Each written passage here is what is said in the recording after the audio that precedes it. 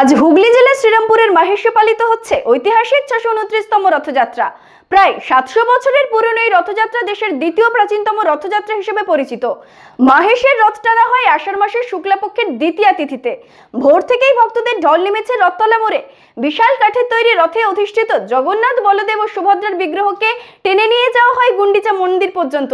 রথযাত্রা উপলক্ষে পুরো এলাকা উৎসব মুখর হয়ে উঠেছে। বসেছে রথমেলা, রয়েছে ধর্মীয় অনুষ্ঠান ও সাংস্কৃতিক পরিবেশনা।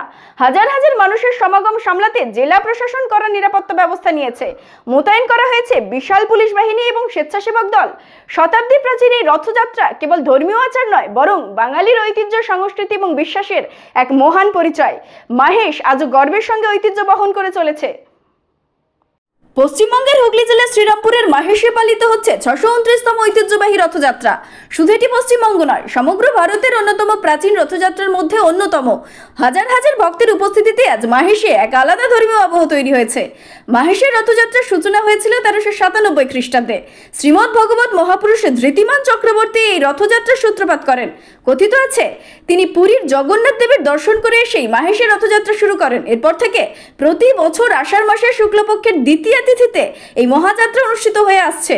এই রথযাত্রার মূল আকর্ষণ হলো বিশাল কাঠের তৈরি ঐতিহ্যবাহী রথ। প্রায় 50 ফুট উঁচু এই রথটি আটচালা কাঠামোয় তৈরি, যার চাকা মোট 8টি এবং কাঠের কারুকার্য চোখ জুড়িয়ে দেয়। ভক্তরা রশিতে টান দিয়ে রথ টেনে নিয়ে যান মাহেশের প্রধান রথতলা মোড় থেকে প্রায় 1 কিলোমিটার দূরে গুন্ডিচা মন্দির পর্যন্ত। প্রতি বছরের মতো এবারও রাজ্য সরকারের পক্ষ থেকে নিরাপত্তা এবং প্রশাসনিক ব্যবস্থাপনা জোরদার করা হয়েছে।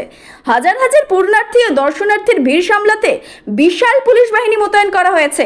স্থানীয় পুরসভা, জেলা প্রশাসন, স্বেচ্ছাসেবক সংগঠন ও স্থানীয় বাসিন্দাদের মিলিত প্রচেষ্টায় এই রথযাত্রা সফলভাবে সম্পন্ন হয় প্রতি বছর। রথযাত্রা উপলক্ষে মাহেশ জুড়ে বসেছে মেলা, ধর্মীয় আলোচনা সভা ও সাংস্কৃতিক অনুষ্ঠান। ছোট বড় দোকানে ভিড় জমিয়েছেন মানুষজন। শিশুদের আনন্দ, যুব সমাজের উৎসাহ, প্রবীণদের স্মৃতিমন্থন, সব মিলিয়ে রথ যেন শুধুই ধর্মীয় অনুষ্ঠান নয়, বরং এক সামাজিক মিলন ক্ষেত্র। এই ঐতিহ্য আজও বাঁচিয়ে রেখেছে মাহেশকে। শত শত বছরের সংস্কৃতি, বিশ্বাস এবং মানুষের ভক্তির বহিঃপ্রকাশ। এই রথ শুধু পশ্চিমবঙ্গ নয়, গোটা দেশ ও বিশ্বের নানা প্রান্ত থেকে ভক্তরা এই রথযাত্রায় অংশ নিতে আসেন। মাহেশ যেন এই কয়েকদিন হয়ে ওঠে এক তীর্থক্ষেত্র। এই রথযাত্রা শুধুমাত্র এক ধর্মীয় অনুষ্ঠান নয়, বরং এক ঐতিহ্যের বাহক, যা আমাদের অতীতের সঙ্গে বর্তমানকে যুক্ত করে এবং আগামী প্রজন্মকে জানিয়ে দেয় আমাদের সাংস্কৃতিক ঐতিহ্যের পরিচয় এবং ঐশ্বর্যের পরিচয়। শেষে বলা যায়, মাহেশের 629তম রথযাত্রা আমাদের সকলের গর্ব। এই রথ যেন প্রতি বছর এভাবেই উৎসব মুখর পরিবেশে পালিত হয় এবং যুগ যুগ ধরে টিকে থাকে আমাদের ঐতিহ্য এবং বিশ্বাসের প্রতীক হয়ে।